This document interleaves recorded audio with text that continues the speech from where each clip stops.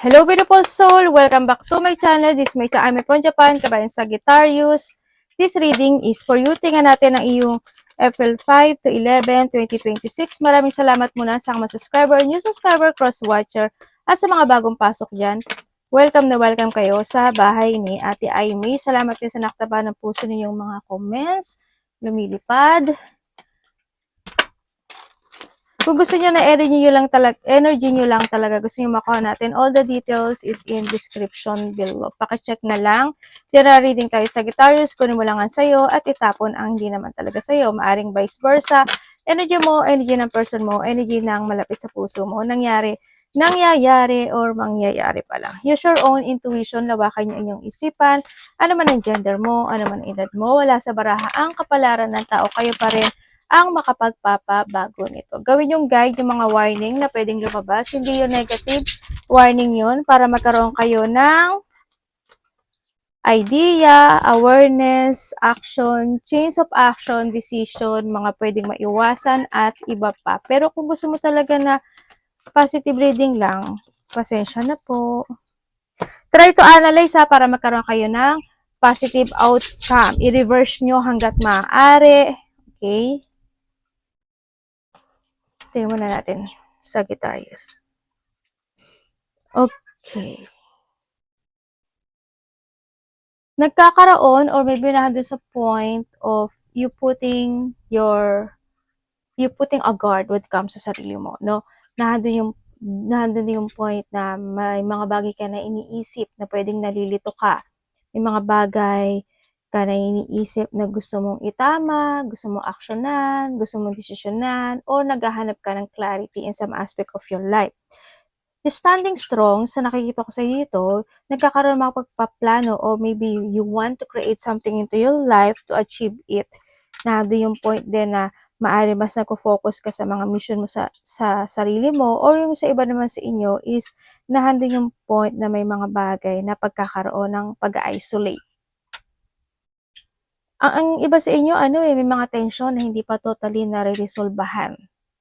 No? Nagkakaroon or may mga conflict situation sa iba or may mga bullying situation, hindi pagkakaintindihan, there's a deep wound or there's a battle situation, may magkakaroon o may mga frustration na pagdadaanan yung iba, hindi naman siguro lahat kayo, pero may mga ganong sitwasyon, may mga sitwasyon din ano tawag dito? Mabibiingkot ka in a middle situation para mapapagitnaan ka ng sitwasyon, mga ganong sitwasyon. Ako na nakikita sa iyo. You want to improve something into your life, pero nahihirapan ka dito. But you try to make it balance, sabi dito, no? Pero may lalaking nalulungkot. Ibig sabihin, may problema ka sa pera? You have a business ba? Or may problema ka sa pera? Or may magkakaroon ka ng mga problema or lungkot. Pwede siya sa trabaho or pwede siya connected sa isang lalaki. Yun na nakikita ko. Tapos meron pang merong tatlong tao. Hindi ko alam kung sino yung tatlong tao na to na pwedeng nakakaroon ka ng disappointment sa kanya. 3 or 4 man sila or 5 man sila, no? Ganon. May disappointment din kasi ako na nakikita dito. Tingnan natin. Sagittarius. 2, 3, 32, 36, 34, Sagittarius, Scorpio, Leo, Aries, and Taurus.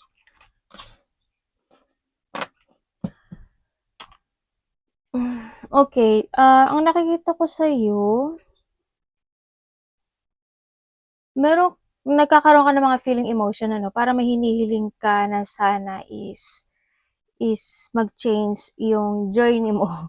May mga bagay ka na iniisip this time. Yung iba sa inyo is there's a burden situation o yung mga big problem o kaya naman may mga kalungkutan sa iba.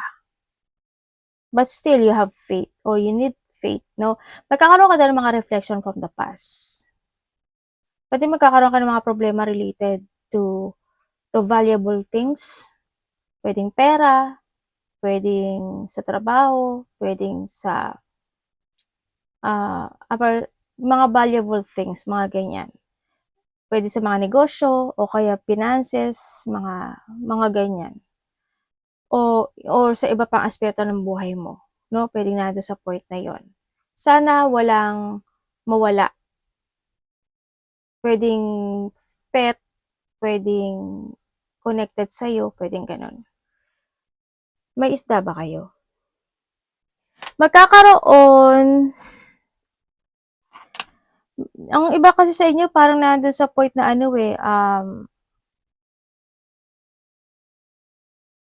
may mga i-imagine daw kayo. Yeah, may mga i-imagine. Yung pwede yung mga ini-imagine nyo o yung mga naiisip nyo na yun yung pwede makalungkot sa inyo, pwede nandun sa point na yun, ano? Sa iba sa inyo. And then also is, there's a change of journey happen or pwedeng yun yung iniisip mo. Nandun din yung point of distance. Pwedeng may tao na di-distance. Sorry.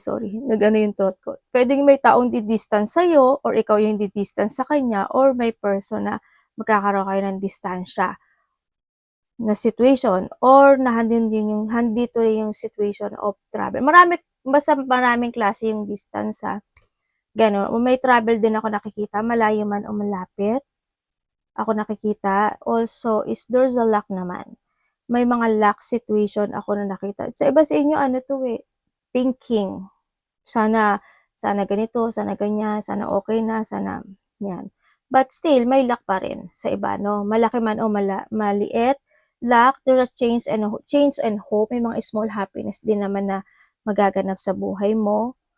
At may mga opportunity na parating. Parang may mga opportunity daw na parating sa iyo. Iba dito, laki kayo sa gamble. Pero hindi ganun kalaki yung nakikita ko. But there's a luck. Maraming klase kasi ang luck. Halimbawa, may tao na darating sa buhay mo o may paparating sa iyo si Lord o si Universe para bigay yung luck na yon. Pwedeng ganun. O kaya, laki ka sa gamble. O kaya, laki ka sa negosyo. Laki ka sa love life. But there's a luck. Sa iba dito, gamble to. Ganyan. O kaya may mga bagong opportunity or idea. No? Ako nakikita sa iyo. May mga gain of wealth, nandun din yung point. Siguro may mga bagay ka na naiisip na to gain wealth, ganyan, o may mga abundance situation. Finances also, no? Baka may problema kayo sa finances or related ang pera. Yan. O baka magkaroon kayo ng problema connected ang pera. Sana wag naman.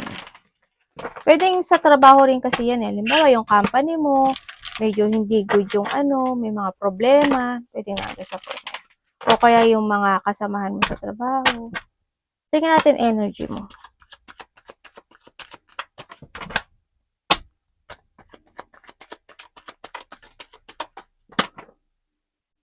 Sino yung may sasakyan? Ingat muna kayo sa travel, medyo iwas-iwas na lang kayo sa travel o kaya kung may mga vehicles kayo, basta may gulong, ingat na lang din kayo, no? Ikaw or someone who's connected sa'yo, hanggat maaari pag-ingatan nyo or kailangan you have faith talaga para iwas din sa sa accident or trahedya, tsaka sa mga dyan, papalaot, no? Ingat-ingat na lang din kayo. Tingnan natin energy mo.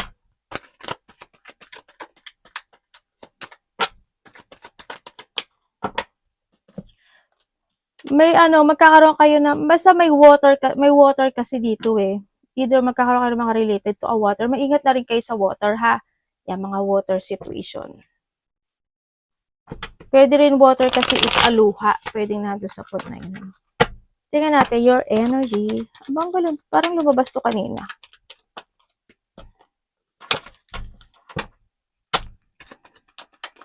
Uy. Energy mo. Energy mo, ang nakita ko sa'yo dito, there's a pain.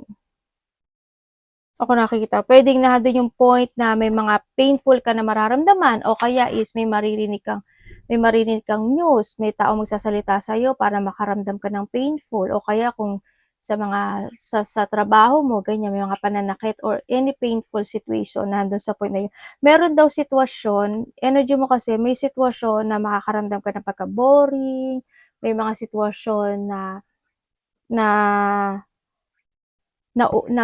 paulit-ulit na nangyayari, nagaganap, nandun sa point na yun. O kaya may nangyari noon, magaganap muli yun ngayon, mga ganun, paulit-ulit.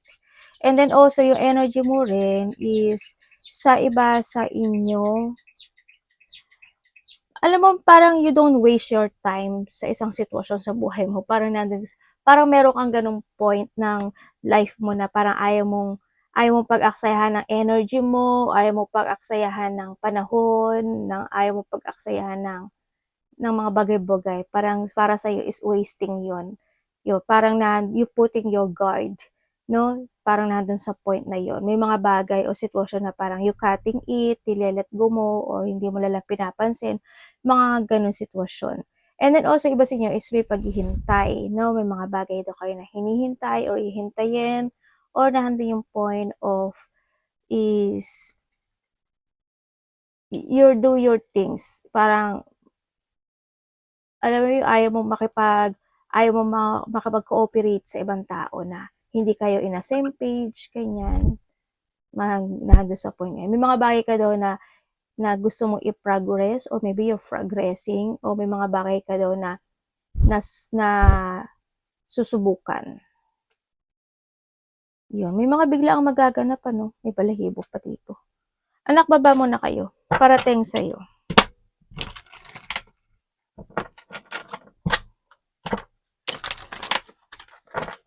Parating kay Sagittarius.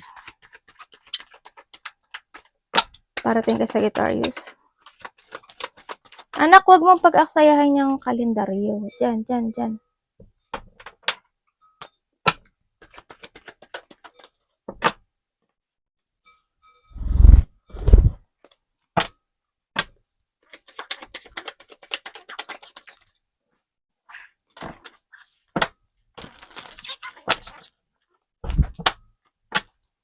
Parating sa iyo. Uy, family, oh. 10-10. Ay, hindi pala maganda. Okay. Parating sa iyo, Sagittarius. Okay, mag-ingat ka na lang sa mga tao na nakakausap mo.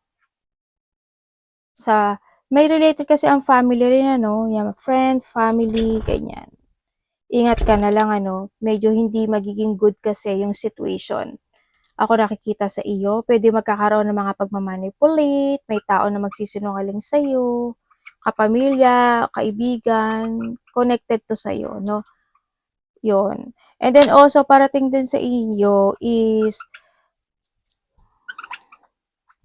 may mga bigla ang magaganap o mangyayari daw. Ano to? Bullying sa iba to. Either mga bullying situation, conflict situation, may tao na magpupumilit para may magpagpipilit. Ako nakikita, magkakaroon ng mga disappointment situation sa taong matagal mo nang kakilala. Papers and documents, may nakikita ako sa yung papers and documents. Pwedeng may mga matagal na papers and documents na kailangan asikasuhin o kaya matagal na siya or bago man, may mga bagay daw na asikasuhin mo when it comes to a papers and documents or maybe oo, meron. Kasi may problema ata dito sa sitwasyon. O may aasikasuhin ka lang. Yun. And then, magkakaroon daw ng mga hindi siya union actually, no?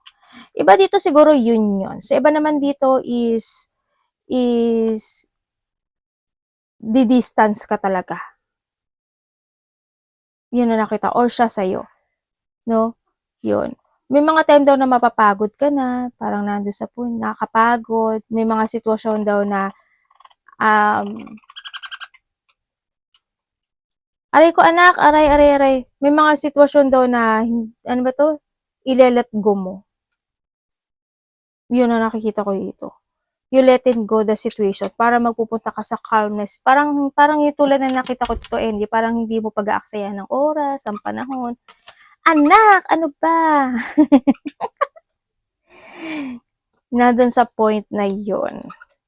And then also, parating sa'yo, there's an offering situation. Pwedeng ikaw ang mag-o-offer sa isang tao or may tao na makaka-receive ka sa kanya. May offering situation eh. Ako nakikita eh. Pwedeng well, pareho kasi no. Isa kasi dito is mas bata sa'yo. Yung isa sa inyo, siguro, yung iba sa inyo, siguro ito is same age mo o hindi kayo nagkakalayo, ganyan. Yun ang nakikita ko dito. May pag-aaral. Mag-aaral ka ba sa Sagittarius or may mga pag-aaralan o sisiyasatit ka? O mahilig ka lang talaga mag-research? Yun ang nakikita ko sa'yo dito. Sa iba sa inyo, may makikilala daw kayo na bagong tao sa buhay nyo.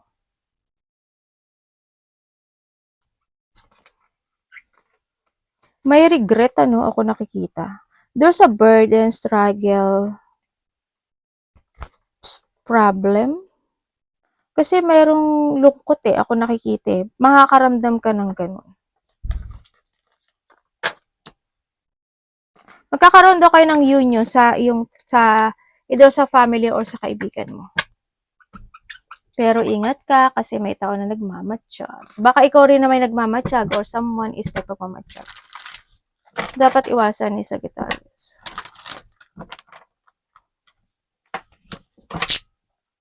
Anak, alis ka muna dyan. Hindi maka-ano si mami. Dapat iwasan na Sagittarius. Ato di. Siya pa yung nagre-reklamo ha, pero siya rin nakahambalang dito. Ikaw kaya ay Ojama. Hindi yan Ojame. Baka mamaya layasan ako ng mga anak ko yan. Dapat iwasan ni Sagittarius. Okay. Okay, Sagittarius, dapat mong ay may 3 of Swords ka, oh. May conflict, ano? Magkakaroon ka ng conflict, as in. O mga disappointment talaga. Pero ang nakikita ko dito, parang iintindihin mo na lang siya. O mga hindi pagkakaintindihan, ganyan. Okay, dapat mong iwasan. Iwasan mo, syempre, yung magkaroon ng mga pagpapabaya sa sarili, sa mga bagay-bagay, ganyan. Iwasan mo maging masyado emotional. Iwasan mo yung kung night shift ka o kaya naman hindi ka gaano nakakatulog, ganyan. Bumawi ka na lang. Yan, overthinking, iwasan mo rin. Yun, tsaka iwasan mo rin yung mga taong pasaway. O kaya is ikaw, pasaway ka, iwasan mo yung mas maraming lumalabas dahil sa pumapasok, ganyan, na pera. Iwasan mo is not to putting a guard, diba? Yan, limit and put your guard and boundaries. Iwasan mo rin yung hindi mo, mapanghinaan ka ng loob, hindi ka magpursige o magtiyaga or not to keep fighting in some aspect of your life in a good, in a nice way, no? Iwasan mo, syempre, yung mga taong immature, ganyan, yung matakot sa mga bagong simula na gusto mong gawin, umpisahang muli, ganyan, yung magkaroon ka ng resetting, yan. And then, iwasan mo, yung mga tao na na hindi loyal sa'yo, yung mga taong taksil, sinungaling, mapanglinglang, ganyan. Huwag kang matatakot sa mga bagay na gusto mong gawin, gusto mong sabihin in a nice way, in a good way. Basta overthinking is huwag na lang din, iwasan. No? Anak, baba mo na. Love. Dito ka nga, anak. Love, di Sagittarius. Kapatid, anak, magulang, karelasyon, kaibigan, pamilya, Sagittarius in love, please show me.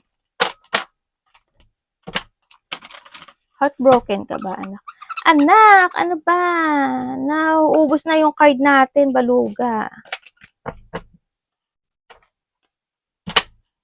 Love, Sagittarius.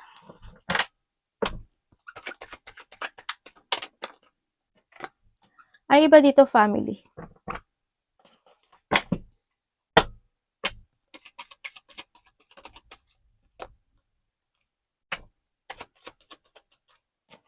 Okay, kung single ka,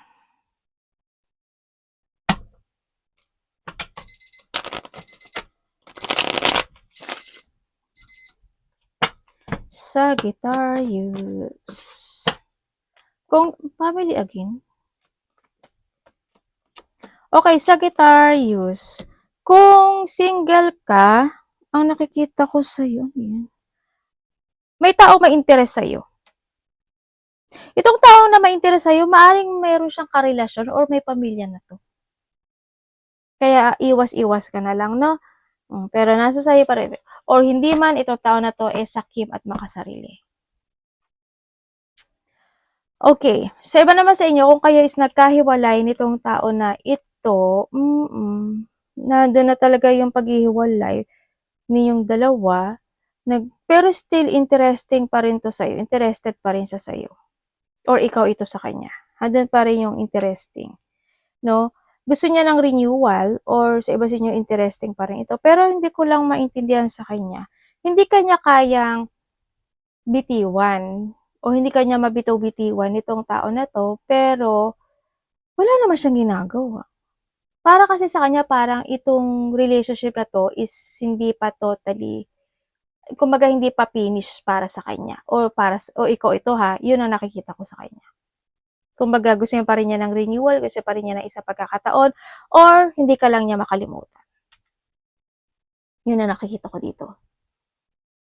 And then sa iba naman sa inyo, kung kayo is may third party relationship, oo, pwedeng both of you, meron kayong karelasyon o may pamilya na talaga kayo sa may mga third party, or kung wala man, yung pinuntahan ng karelasyon mo is maaring may pamilya na, yun ang nakikita ko dito. Buntis, sino may buntis? May buntis? Or thinking about pagbubuntis? Kung ano, yung iba dito, ano kayo, fertile kayo. Kung gusto niyo ganyan. Ang nakikita ko dito. Yung iba dito, kung gusto niyo magbuntis, kasi kailangan niyo daw ng exercise, or kailangan niyo talaga, para maging active siguro, kasi self-care is needed. Pero mabubuntis kayo. Yun ang sabi. Sa mga third party ha, yun. Siguro alam niyo naman din gagawin niyo, di ba? Kung kayo naman is walang third party relationship, matagal na rin kayo, no, nitong tao na to. Or months man kayo, year, ganyan. But still, there's a stable stability when it comes to this connection. Pwedeng LDR din yung iba dito. May distance. Andun din naman yung connection and loving and caring and fashion when it comes in this connection. Ang hindi ko lang maintindihan is magkakaroon daw ng disappointment no? Dito sa sitwasyon when it comes to a relationship. Pwede kasi na dito itong dalawa, pwedeng magkakaroon ka ng disappointment, both of you, sa inyong dalawa, or sa kanya, pamilya niya, or sa pamilya niya. Pamilya mo o sa pamilya niya. Pwedeng nandun sa point na yon. O may mga ikaka-disappointment kayo. Yun ang sabi. Iba dito, LDR.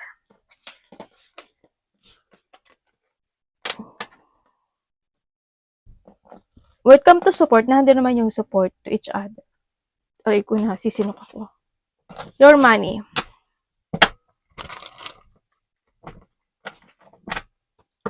Kamusta po yung money na Sagittarius?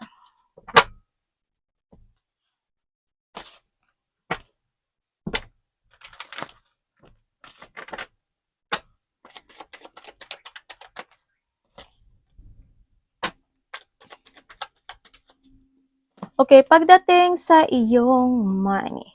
Pagdating sa money mo, okay naman yung money mo sa nakikita ko sa'yo dito. Hindi ko naman nakikita na sasayaran ka kasi kung dati is nagsastruggle ka sa money, ngayon hindi naman daw. But you try to make it balance yung money mo sa nakikita ko dito. Kumbaga nahanduin yung paninindigan mo this time. No, handun yung strong personality mo na you want to try to make it balance yung money mo. Yun nga lang, syempre hindi kasi maaalis din talaga yung yung paggastos-gastos, ganyan. Natural kasi yun sa buhay, no, sa nakikita ko dito sa iyo. Yun. And then also is Well, ang nakikita ko sa'yo mas marami pa rin yung sa iba sa inyo mas marami pa rin yung lalabas. Puwede magkakaroon kasi ng mga ano 'no, paggastos. Halimbawa magkakaroon magchi-chill-chill na mga kaibigan o may paggastusin ka talaga na puwedeng related talaga ito sa papers and documents yung nakita natin kanina, puwedeng nando'n sa point na yun. O kaya kung may mga travel-travel kayo, puwedeng nandoon ko-connect yung pera mo do'n, yun. Iba dito ano, frustration ano.